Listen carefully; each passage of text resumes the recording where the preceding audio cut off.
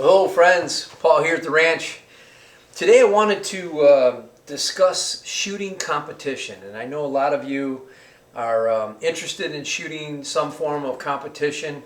There's two large organizations in the U.S. that run a majority of the action pistol shooting, and that is USPSA, that runs stage matches where you're shooting different stages and various targets, or steel challenge matches where you're shooting steel from a static position. I've shot both those disciplines. They're fantastic, and USPSA is a very well-run organization that I'm a member of, and I will tell you that it's a whole lot of fun. But for me, what I've focused on is IDPA, and the IDPA is the International Defensive Pistol Association. One of the things I really love about the organization, it was founded by a couple people that I really respect. Bill Wilson was one of the founding members, and then Ken Hackenthorne, who's a dear friend of mine. And so the foundation, the fundamentals of IDPA is that you're shooting the stages with the cover garment. So in this example, I'm going to share with you, this is my typical IDPA vest. So it covers me. And the standard is that you have to stand with your arms at your side and go around, and as long as it covers your gun and your mags, you're pretty typically good to go. But I will say that you don't need to shoot specifically an IDPA vest. You can shoot, this is just an insulated vest that I have that I could clearly shoot an IDPA match if I wanted to. So it's really not a big barrier to entry to shoot a IDPA match. But one of the things I really like about it is, again, it's real world scenarios. So you'll get there and they'll give you a narrative on which array of targets are going to be shot. And they also have disciplines around how the targets are to be shot. For instance, there might be tactical priorities where you have to shoot the nearer targets before the further targets. Or if you come into a barricade, you might have to shoot the outer targets and pie off the room. As you have less and less exposure to that room, you're going to take those less dangerous targets first, and then the more dangerous targets as you turn towards the part of the room. So all of that is really classic CQB and things that you'll have to kind of consider as a defensive practitioner of pistol craft. So I'm a huge fan of IDPA. I'm just going to show you some of the standard gear that you might have for a match. It starts with a hat. You want to get yourself a quality.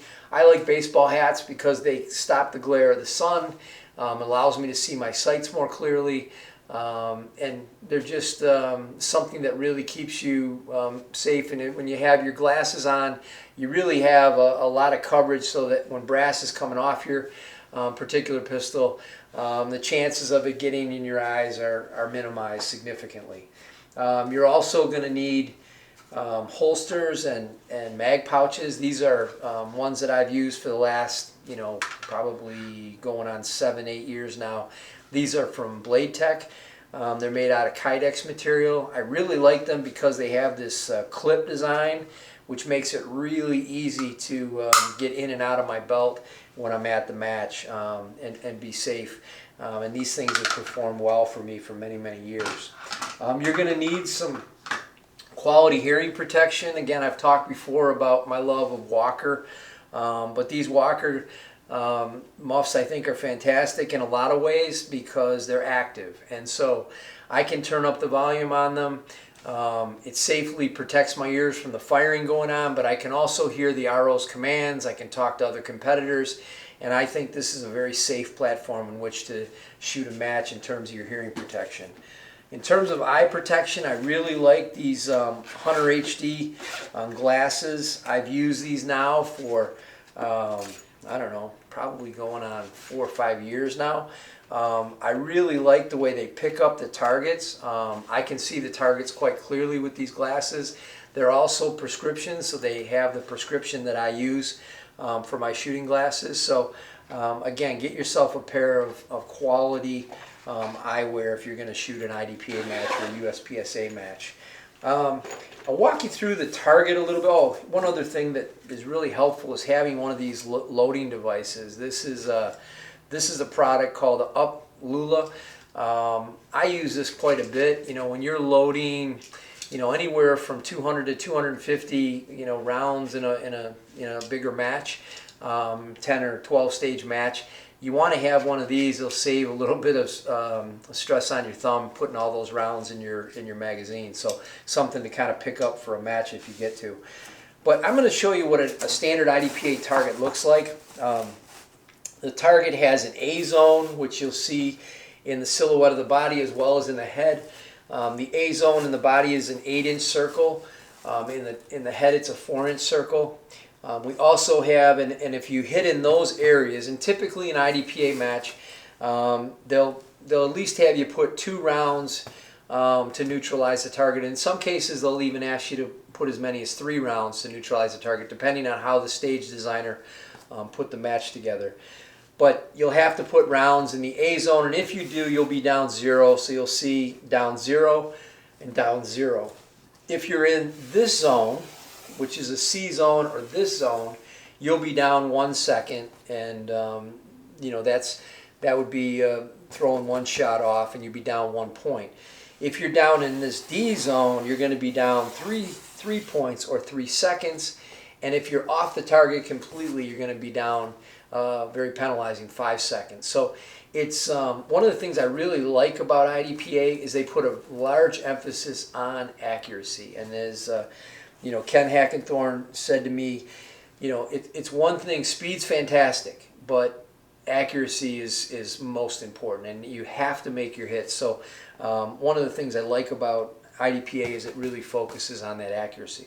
The other thing you'll see targets with black hands on them, and those targets are friendly targets, and those are no-shoot targets. So you might have a target where they're actually cutting off a portion of the A zone, so it gives you less of an opportunity to hit that A zone.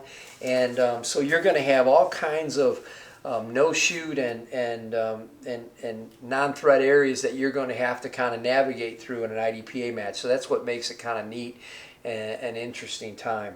I'm also going to show you this video. This comes from the IDPA World Shoot that was in 2023 down in Talladega, Alabama.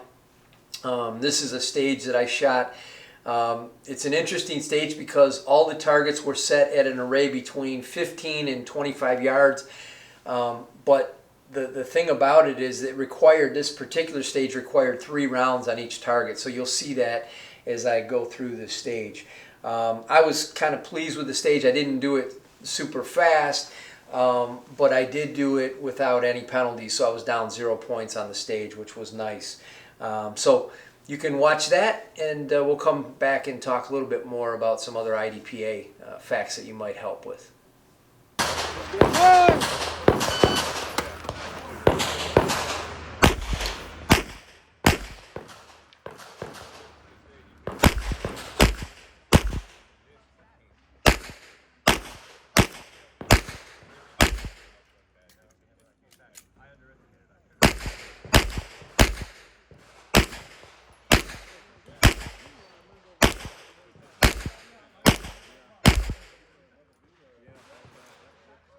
All right, welcome back. The other thing I wanted to mention is the sequence when you're at an IDPA, and I'll mention this. There's a gentleman out there by Walter Sorrells that does a really good job. I'll link to one of his videos, but he does a really good job of explaining what you can expect at an IDPA match. Typically the matches are local matches, which you'll see 15 to say 45 shooters. You might shoot a bigger match, which would probably have anywhere about 10 or so stages, and that would be a level 2 or level 3 match. There you might see, upwards of 150 or more competitors. And then a level 4 match, which is a national and or a world match, and those you're going to see 300 to 400 competitors at a match like that. And so what I would say is when you're shooting these matches, there's going to be a sequence that comes up, and it happens at each and every stage. So one of the things you want to prepare for is you're going to get to the stage and you're going to be the next shooter up, and there's going to be a starting area. Sometimes it's a box, sometimes it's a place where you put your hands, sometimes it's going to be a start from a seated position, and they'll part of the narrative of that stage. They'll tell you exactly how it's going to start. The RO will come to you and typically they'll say something to the effect of, shooter, do you understand the course of fire? And you could say, yes, sir, yes, ma'am. And they'll say, load and make ready. And they'll probably call the range hot, and they'll say, load and make ready. At that point, you're going to take out your pistol. You're going to load it to the division capacity that you are. You're going to put your gun back on safe and reholster your gun safely. At that point, he's going to say, shooter ready, and you'll give him some nod or yes, and he'll say stand by, and then you'll hear a beep go off. And as the beep goes off, you can start engaging the targets in the manner that you see fit. At the end of the stage, when you're done shooting, the RO will say, are you finished? And you say yes, and say unload and show clear. So you'll unload your magazine, you'll take any rounds out of the chamber, you will put your gun in a safe position downrange pointing at a berm, and you'll drop the hammer. Now the RO knows the gun is safe and clear, and you can reholster. And that sequence goes throughout the day. So you're going to continue with that sequence throughout your shooting, throughout that particular day. So that would be one stage, and then you would go through that sequence 4 or 5 or however many stages in the particular match. So that's a little bit behind the scenes on what IDPA is. If you've never shot it, give it a whirl. I mean, it's a lot of fun. Find a local match. I'd say one of the best resources for finding matches is Practice Score, and then all IDPA's website directly. So you can find local matches in your area. Practice Score is really nice because you can plug in IDPA or USPSA. You can put where the matches are being held, and typically you're going to be able to find a lot of matches, local matches nearby. And I would do a few of those. I would do many of those local matches before you want to tackle a tier 2 or tier 3 match, because it just gets you more and more prepared to shoot match conditions. I will say though, it's a whole lot of fun and something that I think you'd really enjoy. With that, as always, be safe. God bless you, and thanks for watching. Really appreciate it.